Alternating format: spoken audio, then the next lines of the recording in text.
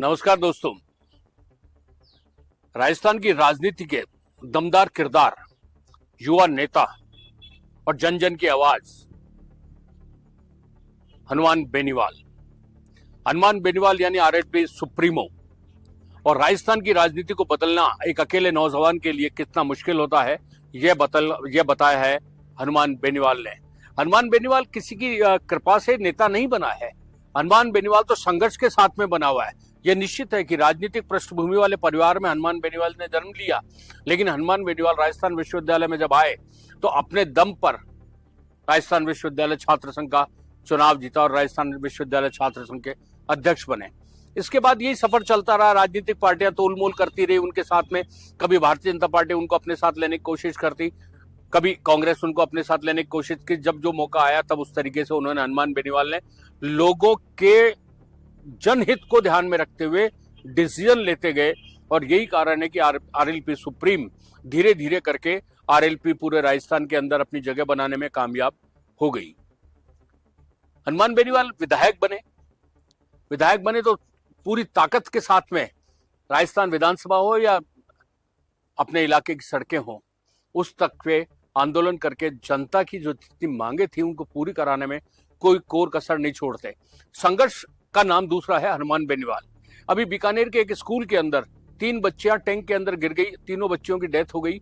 हनुमान बेनीवाल के अलावा दूसरा कोई नेता नहीं था जो उन बच्चियों के बारे में सोचता, उन बच्चियों के परिवार के बारे में सोचता। छोटी छोटी बच्चियों की मौत हो गई।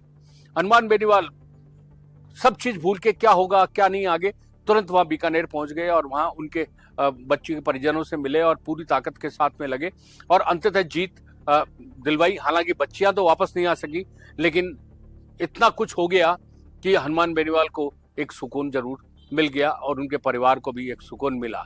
हनुमान बेनीवाल ने अभी अभी चुनाव हुआ विधानसभा का, उसके अंदर अपनी पत्नी को मैदान में उतारा और पत्नी को मैदान में उतारने के बाद में चुनाव हनुमान बेनीवाल के पक्ष में नहीं गया। हनुमान बेनीवाल चुनाव हार गए। लेकिन एक चुनाव हारने से हनुमान बेनीवाल की ताकत कमजोर नहीं होती है। चुनाव तो हारना जीतना चलता रहता है, लेकिन हनुमान बेनीवाल जब चलता है तो काफिला साथ में चलता है। और हनुमान बेनीवाल बोलने में कसर भी नहीं छोड़ते हैं। हनुमान बेनीवाल ने ज्योति मिर्धा जैसी दिग्गज राजनीतिक खानदान की जो नेत्री, और पहले कांग्रेस में रहे वो और उसके बाद भारतीय जनता पार्टी में आई, उनको भी शिकस्त देकर अपना लोहा मनवा लिया। वो कोई कितना ही कुछ कहे, लेकिन हनुमान बेनीवाल को जो कहना हो तो सीधे सट्ट मुंह पर कहता है, किसी के पीछे से नहीं कहता। शासन प्रशासन पुलिस इसकी भी कोई जाति होती है तो उसके गिरबान उसके दरवाजे पे जाकर ताल ठोक कर कहता है और गलत किया है तो उनको सबक सिखाता है। और यही कारण है कि जनता की एक आवाज के ऊपर खड़ा होने वाला शख्स हनुमान बेनीवाल अभी संसद के अंदर पूरे नागौर की आवाज को उठा रहा है। और नागौर की आवाज को नहीं उठा रहा, बल्कि उनको वो बड़े से बड़े नेता के खिलाफ भी मोर्चा खोलने में संकट ना तो का से डरता है, ना ही बड़े से बड़े नेता के खिलाफ भी गलत चीज के बारे में वो अपना संघर्ष का, आंदोलन का बिगुल बजाने में एक सेकंड भी नहीं लगाता, चूकता नहीं। उनकी एक आवाज के ऊपर युवा पूरी ताकत के साथ में लगता है।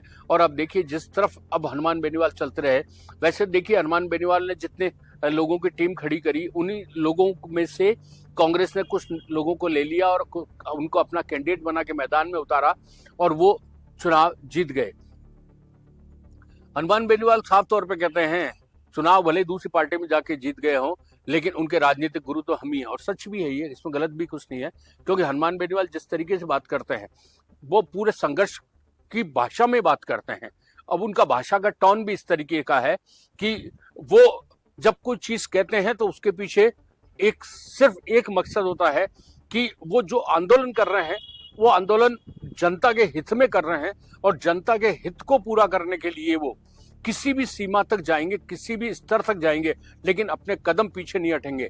और यही कारण है कि देखिए कितनी बार जो जिस तरीके की चीजें हुई, पुलिस प्रशासन की जो जातियां, भ्रष्टाचार और ये जो तस्करी और बजरी माफियाओं के खिलाफ जो हनुमान बेनीवाल ने आवाज बुलंद करी, उस बजरी माफियाओं के मामले के अंदर जो आवाज बुलंद करी उसका असर भी देखने को मिला कि ईडी की कार्रवाई भी हुई। लेकिन अभी भी फिलहाल बहुत कुछ करना बाकी है। हनुमान बेनीवाल जैसे कद्दावर नेताओं को राजस्थान की राजनीति के अंदर अपने पांव को अंगद की तरह बचा के रखना पड़ेगा, ताकि एक विपक्ष की भूमिका को बखूबी और सॉलिड तरीके से निभा सके और सरकार के ऊपर नकेल डाल के रख सके। और जब सत्ता में होंगे तो निश्चित रूप से मान के चलिए कि उनका असर दूसरा ही होगा। बहरहाल आने वाले दिनों के अंदर हनुमान बेनीवाल निश्चित रूप से एक बहुत लंबी छलांग लगाएंगे। आप भी देखते रहिए, बने रहिए, वो छलांग क्या होगी।